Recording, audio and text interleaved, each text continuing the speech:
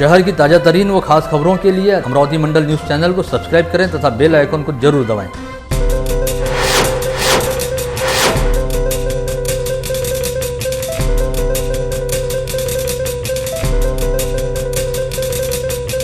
नमस्कार, दैनिक अमरावती मंडल के मंडल news bulletin में आप सभी का स्वागत है।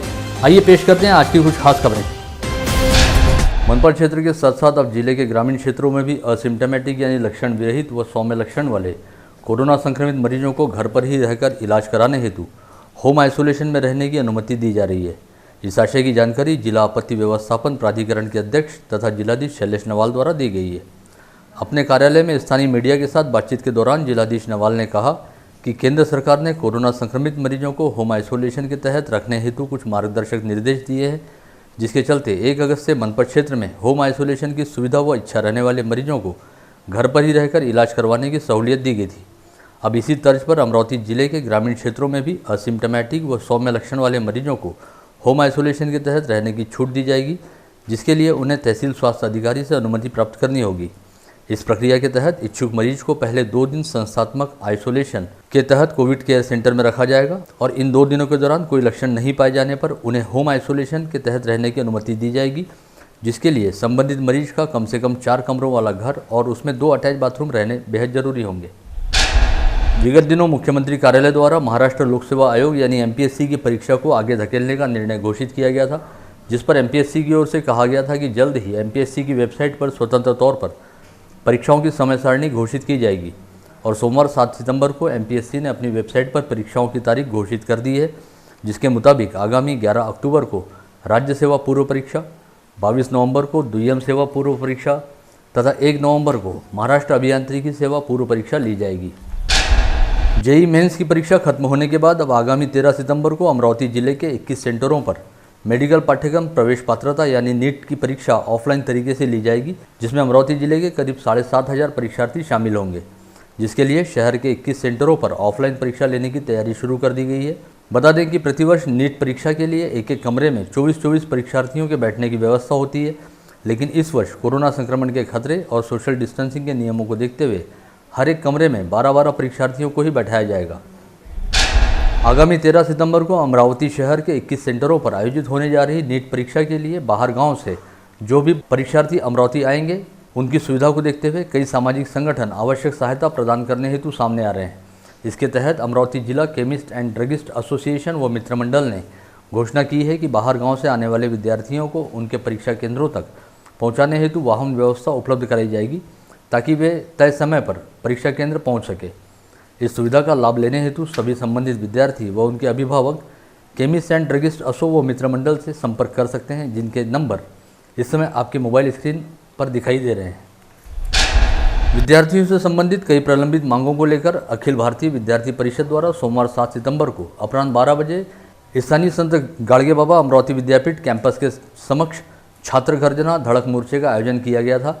साथ ही विद्यार्थी हितों की अनदेखी किए जाने के चलते विद्यापीठ प्रशासन के खिलाफ रोष प्रकट कर जमकर नारेबाजी की गई।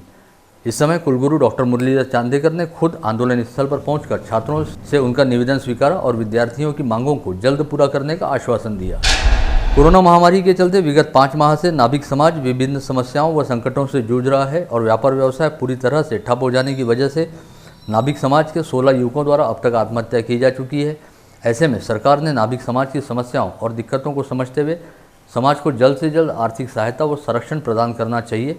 इस आशय की मांग को लेकर महाराष्ट्र नाभिक महामंडल द्वारा जिलाधीश के जरिए राज्य के मुख्यमंत्री उद्धव ठाकरे के नाम एक पत्र भेजा गया है। इस पत्र में मांग की गई है कि आत्महत्या कर चुके नाभिक युवाओं के परिजनों को 10 लाख रुपयों की आर्थिक सहायता प्रदान की जाए। साथ ही लॉकडाउन काल के लिए हर एक सलून व्यवसायी को प्रतिमाह 10-10 हज़ार रुपये की सहायता प्रदान करते हुए सलून व्यवसायियों को 50 लाख रुपयों का बीमा संरक्षण प्रदान किया जाए। इसके अलावा लॉकडाउन काल के दौरान सलून व्यवसायियों का बिजली बिल माफ किया जाए और नाभिक समाज को अनुसूचित जाति में शामिल किया जाए। राज्य के कामगार मंत्री बच्चू कडू ने अचलपुर स्थित फिनले मिल प्रशासन व राष्ट्रीय कपड़ा निगम के अधिकारियों के साथ एक संयुक्त बैठक करते हुए फिनले मिल के कामगारों की समस्याओं को लेकर चर्चा की।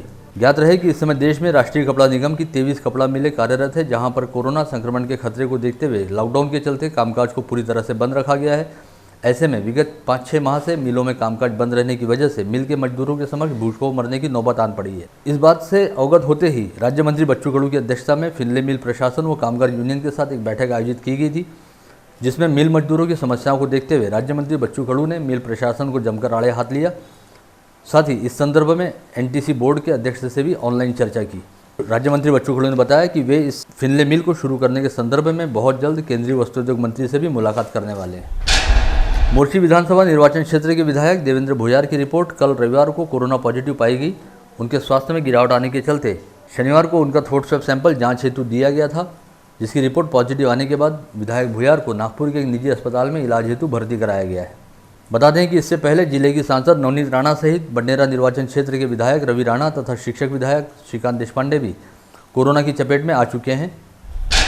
समीपस्थ वायगांव के निकट नदी के किनारे अवैध तरीके से रेती का उत्खनन करते समय संतुलन बिगड़ जाने की वजह से नदी के गहरे पानी में गिरे 2 युवकों की मौत हो गई। यह घटना यशोदा नदी के चांडकी भगवा घाट पर रविवार की सुबह 7:30 बजे के आसपास घटित हुई। मृतकों की शिनाख्त 23 वर्षीय तुषार लांबाड़े, 21 वर्षीय मंगेश सोनोना के तौर पर हुई है। मुंबई में रहने वाली स्मिता झगड़े नामक महिला विगत 7 वर्षों से ड्राइविंग स्कूल में 4-व्हीलर वाहन चलाने का प्रशिक्षण दे रही थी, किंतु कोरोना के चलते उसकी नौकरी चली गई और उसने हिम्मत न हारते हुए अपने परिवार की जिम्मेदारी निभाने के लिए टैक्सी चलाने का निर्णय लिया। इस बात से अवगत होते ही राज्य की महिला व बाल विकास मंत्री तथा अमरावती जिले की पालक मंत्री यशोमती ठाकुर ने मुंबई स्थित अपने निवास पर स्मिता झगड़े का भावपूर्ण सत्कार किया। साथ ही पालक मंत्री यशोमती ठाकुर ने स्मिता झगड़े के हौसले की तारीफ करते हुए कहा कि इस तरह की महिलाएं समाज के समक्ष एक सार्थक उदाहरण पेश कर रही हैं। कोरोना महामारी पर नियंत्रण रखते हुए शिक्षा का परिपूर्ण नियोजन कर शिक्षा को प्रत्येक परिवार तक पहुंचाने हेतु जिला पालक मंत्री यशोमती ठाकुर ने आवश्यक निर्देश जारी किए हैं। उन्होंने बताया कि कोरोना की रोकथाम के लिए जिले में व्यापक अभियान चलाया जा रहा है, जिसके तहत विभिन्न चरणों में 20 लाख से अधिक नागरिकों से संपर्क साधा गया है। जिला पालक मंत्री यशोमती ठाकुर ने सभी से आह्वान किया कि वे अपने स्वास्थ्य के प्रति सतर्क और सजग रहें। साथ ही स्वास्थ्य में कोई भी गड़बड़ी पाए जाने पर अपने नज़दीकी स्वास्थ्य केंद्र पहुंचकर अपनी स्वास्थ्य जांच जरूर कराएं। शहर में कोरोना के चलते घोषित किए गए लॉकडाउन के बाद मनपा प्रशासन की ओर से कोरोना के लिए बनाई गई गाइडलाइन का पालन नहीं करने वाले लोगों के खिलाफ दंडात्मक कार्रवाई के कदम उठाए गए हैं। इसके तहत विगत 6 माह के दौरान मनपा की तिजोरी में 4,72,300 रुपये की रकम जमा हुई है। ऐसे में कहा जा सकता है कि विगत 6 माह के दौरान कोरोना लॉकडाउन के चलते मनपा ने आम नागरिकों पर दंडात्मक कार्रवाई करते हुए 4 लाख रुपयों की आय अर्जित की। विगत लंबे समय से कोरोना संक्रमण के खतरे को देखते हुए स्थानीय जिला व सत्र न्यायालय परिसर में न्यायाधीशों सहित अधिकारियों व कर्मचारियों की उपस्थिति का प्रमाण घटाया गया था, लेकिन अब 5 माह बाद अदालतें सभी न्यायाधीशों व 100% कर्मचारी संख्या के साथ कामकाज करना शुरू करने जा रही हैं।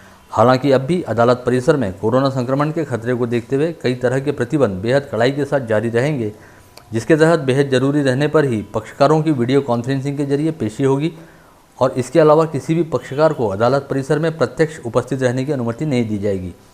साथ ही वकीलों को भी अदालत में काम रहने पर ही न्याय मंदिर भवन के भीतर प्रवेश दिया जाएगा और फिलहाल बार रूम को पूरी तरह से बंद रखा जाएगा। जिला अदालत में फिलहाल रोजाना सुबह 11 से अपराह्न 2 बजे तक ही कामकाज होगा और यहाँ पर सोशल डिस्टेंसिंग के नियमों का कड़ाई के साथ पालन करते हुए अदालत परिसर में प्रवेश करने वाले हर एक व्यक्ति को सैनिटाइजेशन की प्रक्रिया से होकर गुजरना होगा और हर एक के मोबाइल में आरोग्य सेतु ऐप को डाउनलोड किया जाना बेहद जरूरी होगा। विगत 1 से 6 सितंबर तक अभियांत्रिकी प्रवेश पात्रता हेतु जेईई मेंस की परीक्षा अमरावती शहर के 3 सेंटरों पर ली गई। कोरोना संक्रमण के खतरे को देखते हुए सोशल डिस्टेंसिंग के नियमों का पालन करते हुए 2 शिफ्टों में ली गई इस परीक्षा में कुल 3,509 छात्र छात्राओं ने जेईई मेंस का पर्चा ऑनलाइन तरीके से हल किया। इस परीक्षा के लिए कुल 7,297 परीक्षार्थियों ने पंजीयन कराया था, जिन्हें अलग अलग दिन तीनों सेंटरों पर अलग अलग शिफ्ट आवंटित की गई थी, किंतु हर दिन कुछ न कुछ प्रमाण में कुछ विद्यार्थी अनुपस्थित रहे और परीक्षा खत्म होने के बाद सामने आए आंकड़ों के मुताबिक इस दौरान अनुपस्थित रहने वाले परीक्षार्थियों की संख्या 788 रही। इस समय जिले के पर्वतीय क्षेत्र में लगातार झमाझम बारिश जारी है, जिसकी वजह से पहाड़ों से निकलने वाली नदियों में बाढ़ आई हुई है और इन नदियों पर बने बांधों का जलस्तर लगातार बढ़ रहा है। ऐसे में जिले के सबसे बड़े बांध अपर वर्धा प्रकल्प सहित मध्यम बांध शाहनूर, इन 2 प्रकल्पों से लगातार जल निकासी की जा रही है। इस संदर्भ में मिली जानकारी के मुताबिक सोमवार 7 सितंबर की अपराह्न 3 बजे से अपर वर्धा बांध के 3 दरवाजों को 20 सेंटीमीटर तक खुला रखा गया था और यहां से प्रति सेकंड 98 घन मीटर पानी छोड़ा जा रहा था।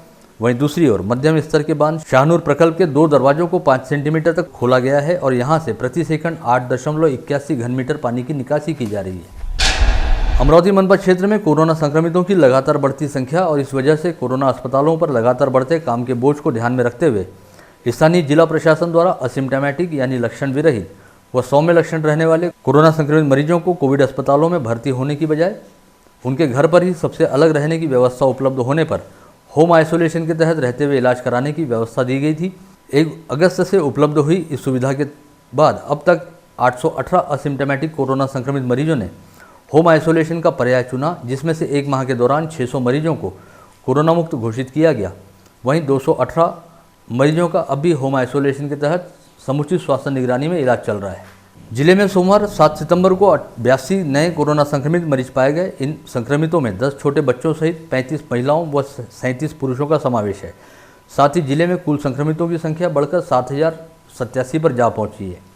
वहीं दूसरी ओर जिले के ग्रामीण पुलिस थाना क्षेत्रों में कोरोना संक्रमितों की संख्या 1921 पर जा पहुंची है और जिस हिसाब से संक्रमित मरीज पाए जा रहे हैं उसे देखते हुए यह आंकड़ा जल्द ही 2000 के स्तर को पार कर सकता है। इसमें भी परतवाड़ा व अचलपुर शहर सहित अंजनगांव, दरियापुर व वरुड़ अब भी कोरोना संक्रमण के लिहाज से लगातार हॉटस्पॉट बने हुए हैं। जुड़वा शहर, परतवाड़ा व अचलपुर में अब तक कोरोना के कुल 282 मरीज पाए जा चुके हैं, जिनमें से 15 मरीजों की मौत हो चुकी है। वहीं अंजनगांव में अब तक 115, दरियापुर में 155 तथा वरुड़ में 129 कोरोना संक्रमित मरीज पाए जा चुके हैं। जिले के ग्रामीण थाना क्षेत्रों में अब तक कुल 37 कोरोना संक्रमितों की मौत हो चुकी है। वहीं 1008 मरीजों को कोविड अस्पतालों से डिस्चार्ज मिल चुका है।